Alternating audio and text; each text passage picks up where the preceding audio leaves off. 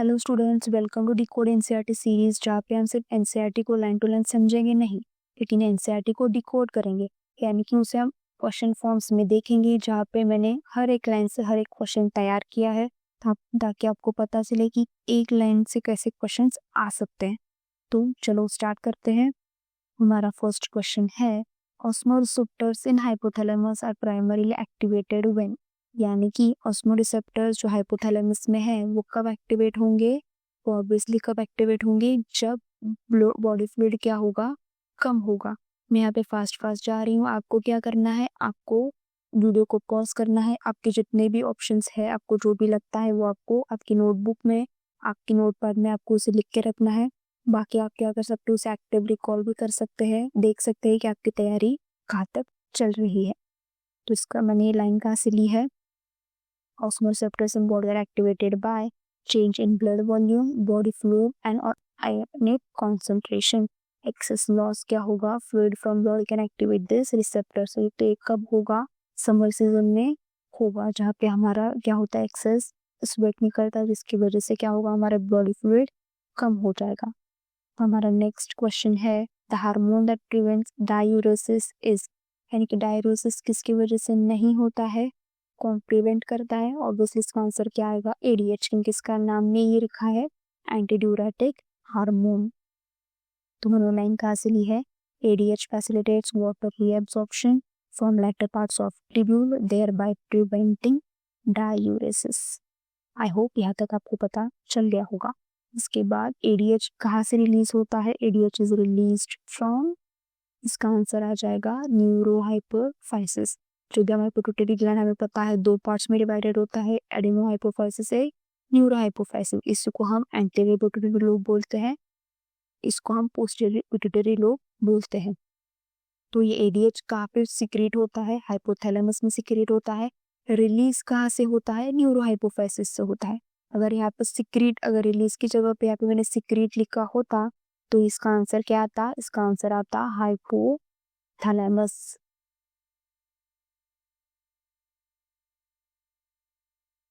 तो आपको इसमें कंफ्यूज नहीं होना है।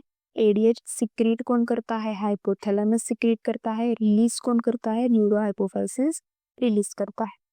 तो ये आपको स्ट्रेट लाइन मिल जाएगी। हाइपोथैलेमस क्या करेगा? रिलीज करेगा, और उसे हाइपोथैलेमस क्या करेगा? सिक्रेट करेगा, और रिलीज कौन करेगा? न्यूरोहाइपोफाइसिस उसे रिलीज करेगा। नेक्स्ट क्वेश्चन है, ADH deficiency will result in, अगर एडीएच क्या हो रहा है? कम हो रहा है, कम प्रोड्यूस हो रहा है, तो इसमें तो क्या किसमें रिजल्ट होगा? वो ऑब्वियसली इंक्रीज यूरिन आउटपुट में, इंक्रीज वॉल्यूम में होगा। क्यों? क्योंकि एडीएच क्या कर रहा है? इसका वॉल्यूम कम कर रहा था, पानी क्या कर रहा था? ज्यादा अब्जॉर्ब करके ले रहा था, लेकिन यही कम है, तो ये यूरिन का जो जितना पानी जा रहा है हमारी किडनी से, हमारे नेफ्रॉन से, वो वापस खींचने के लिए कोई है ही नहीं। तो इसका आंसर क्या आएगा? इंक्रीज यूरिन वॉल्यूम आएगा। इसके बाद एडीएच फैसिलिटेट्स वाटर रीअब्सॉर्प्शन, अगर ये कम हुआ तो क्या होगा? डायूरेसिस होगा, हाई यूरिन वॉल्यूम होगा। इसके बाद नेक्स्ट क्वेश्चन है, which hormone can increase blood pressure, यानी ऐसा हार्मोन जो वैसोकॉन्स्ट्रिक्शन करता है तो उसकी वजह से ब्लड प्रेशर यानी बीपी हमारा बढ़ता है। तो इसका आंसर क्या आएगा? एंजियोटेंसिन है। इसके लिए आपको रेनिन एंजियोटेंसिन का मैकेनिज्म पता होना जरूरी है। Angiotensin being a powerful vasoconstrictor increases the glomerular blood pressure। ये आपको सीधी लाइन मिल जाएगी। इसके बाद renin is released when, renin कब रिलीज होता है? रेनिन तब रिलीज होता है जब हमारा जीएफआर फॉल होता है, यानी कि ग्लोमेरुलर फिल्ट्रेशन रेट हमारा क्या हो रहा है? गिर रहा है, तभी क्या होगा? रेनिन सिक्रीट होगा। Fall of glomerular blood flow, GFR can activate जीजी सेल टू रिलीज रेनिन। हमारा नेक्स्ट क्वेश्चन है, एडल्स्ट्रॉन प्राइमरीली कॉजेस, यानी एडल्स्ट्रॉन क्या करता है? Na वाटर का रीअब्सॉर्प्शन करता है, यानी कि जो भी सॉल्ट वाटर बैलेंस है हमारी बॉडी में, जो भी होमोस्टेसिस है सॉल्ट और वाटर का, वो कौन करवाता है? एडल्स्ट्रॉन हार्मोन करवाता है। तो आपको ऐसे भी क्वेश्चन पूछा जा सकता है। Aldosterone causes reabsorption of Na+ and water from distal part of tubule. इसके बाद ANF रिलीज स्टिमुलेटेड व्हेन, अभी मैंने रेनिन पूछा, अब मैं क्या पूछ रही हूँ, एएनएफ। दोनों भी क्या है, अलग अलग है। एएनएफ रिलीज कब होगा, जब blood flow of atria increases, यानी कि एट्रिया को जाने वाला ब्लड फ्लो क्या होगा, इंक्रीज होगा। उसका काम अगेन क्या है, an increase in blood flow of atria to heart can cause the release of atrial natriuretic factor, यानी कि एएनएफ होगा। एएनएफ कॉजेस, अब एएनएफ का क्या काम होगा, ऑब्वियसली एएनएफ का काम होगा वैसो डायलेशन। वैसो कॉन्स्ट्रिक्शन कौन करता है, वैसो कॉन्स्ट्रिक्शन करता है एंजियोटेंसिन 2। वैसो डायलेशन कौन कर रहा है, एएनएफ कर रहा है। एएनएफ किसके अगेंस्ट हो गया, एंजियोटेंसिन 2 के अगेंस्ट हो गया। तो आपको ऐसे भी क्वेश्चन पूछा जा सकता है। Vasodilation, dilation of blood vessels, और क्या करेगा वो, जो ब्लड प्रेशर बढ़ गया था उससे क्या करेगा, डिक्रीज कर देगा। इसके बाद which mechanism opposes renin angiotensin system, मैंने आपको डायरेक्टली अभी पूछा है, इसका आंसर क्या आएगा, ऑब्वियसली सी आएगा, क्योंकि सी क्या कर रहा है, एएनएफ ये उसके ब्लड प्रेशर को बढ़ाता है, ये ब्लड प्रेशर को घटाता है। तो आपको ऐसे भी पूछा जा सकता है कि इसमें से रेनिन एंजियोटेंसिन को अपोज कौन करता है, एएनएफ करता है। ANF mechanism act as check on the renin angiotensin mechanism. उसके बाद इंक्रीज एडीएच, एडीएच का क्या हुआ है, बढ़ गया है, तो उससे क्या होगा, ऑब्वियसली उससे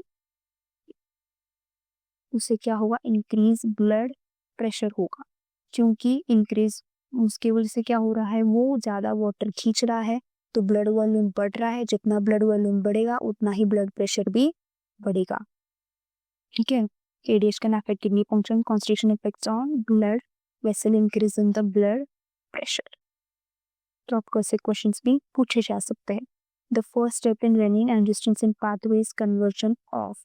रेनिन एंजियोटेंसिन पाथवे में फर्स्ट फंक्शन क्या आएगा, क्या होता है, conversion of angiotensin 1 angiotensinogen to angiotensin 1, angiotensinogen to angiotensin 1, क्योंकि ये क्या होता है, एंजियोटेंसिनोजन ये क्या होता है, उसका किसी भी फॉर्म का, उसके आगे अगर एमओजीएन हो तो वो उसका क्या हो गया, ऐसा फॉर्म बोल सकते हैं जो एक्टिव नहीं है, इनएक्टिव फॉर्म है, तो उसे एक्टिव करना पड़ेगा। तो ये फर्स्ट स्टेप है। उसके बाद क्या हुआ, एंजियोटेंसिन 1 का कन्वर्जन एंजियोटेंसिन 2 में होगा, जो आगे चल के क्या करेगा, रेनिन को एक्टिवेट करेगा। Renin converts angiotensinogen into blood to angiotensin 1 further to angiotensin 2। ठीक है, इसे कौन एक्टिवेट कर रहा है, इसे एक्टिवेट कर रहा है जेजी सेल। अभी हमारा क्या है, असर्शन रीजन है। Assertion reason, ADH increases water absorption in lighter parts of nephron. एक नेफ्रॉन में क्या कर रहा है, एडीएच उसके लाइटर पार्ट्स में रीअब्जॉर्प्शन कर रहा है। ADH increases the permeability of tubular epithelium to water, ये उसका रीजन है। तो आपको बताना है इसका रीजन सही है या नहीं। Obviously both A and R true and R explains assertion is true explanation है उसका, क्योंकि हमें पता है एडीएच क्या करता है, वाटर रीअब्जॉर्प्शन करता है उसके लेटर पार्ट से, और एडीएच क्या करता है, जिसकी वजह से रीअब्जॉर्प्शन हो तो परमेबिलिटी ऑब्वियसली क्या करेगा, वो बढ़ाएगा, जिसकी वजह से रीअब्जॉर्प्शन भी बढ़ जाएगा। तो ये मैंने क्या कहाँ से लिया, एडीएच वो facilitates water reabsorption from latter parts of tubule thereby preventing diuresis। तो हमारा नेक्स्ट क्वेश्चन है, अगेन ये असर्शन रीजन ही, एंजियोटेंसिन 2 इंक्रीजेस जीएफआर, यानी कि ग्लोमेरुलर फिल्ट्रेशन रेट वो क्या कर रहा है, बढ़ा रहा है। Angiotensin 2 is a powerful vasoconstrictor. आपको बताना है कि ए और आर ट्रू है, ए और आर फॉल्स है। ए आर ट्रू है, लेकिन ए उसका आर उसका एक्सप्लेनेशन है भी या नहीं। तो ऑब्वियसली इसका आंसर क्या आएगा, ए आएगा, क्योंकि ये क्या करता है, ऑब्वियसली जीएफआर बढ़ाता है। जीएफआर कैसे बढ़ाता है, क्योंकि वो वैसोकंस्ट्रिक्टर है, अब ब्लड प्रेशर क्या करेगा, वो बढ़ाएगा। ठीक है, उसके बाद ये हमने कहाँ से लिया है, powerful vasoconstrictor increases the glomerular blood pressure and thereby GFR. हमारा नेक्स्ट क्वेश्चन है, last question, renin release is triggered when GFR falls. Renin कब रिलीज होगा, जब जीएफआर फॉल्स होगा, जीएफआर फॉल होगा, सॉरी कम होगा। Decreased pressure is detected by JG cells, यानी कि जुक्सटाग्लोमेरुलर सेल्स। तो आपको बताना है कि असर्शन रीजन, असर्शन सही है, रीजन सही है, दोनों रीजन उसका कलर उसका क्या है, गलत एक्सप्लेनेशन है, सही एक्सप्लेनेशन है, आपको बताना है। तो इसका आंसर क्या आएगा? ऑब्वियसली इसका आंसर ए ही आएगा, क्योंकि वो दोनों भी सही है। और ये कब होता है? ऑब्वियसली रनिंग कब होता है? जब GFR फॉल्स होता है। GFR फॉल्स कौन डिटेक्ट करता है? JG सेल्स डिटेक्ट करता है। आई होप आपको पता चल गया होगा। कोई भी डाउट होगा तो आप कमेंट सेक्शन में पूछ सकते हैं। हमने लगभग 15 क्वेश्चन सॉल्व किए हैं। आपको इसके जो भी आंसर्स हैं वो आपने लिखे होंगे। जितने आपके आंसर्स सही हैं वो आप कमेंट सेक्शन में ज़रूर बताना। Thank you.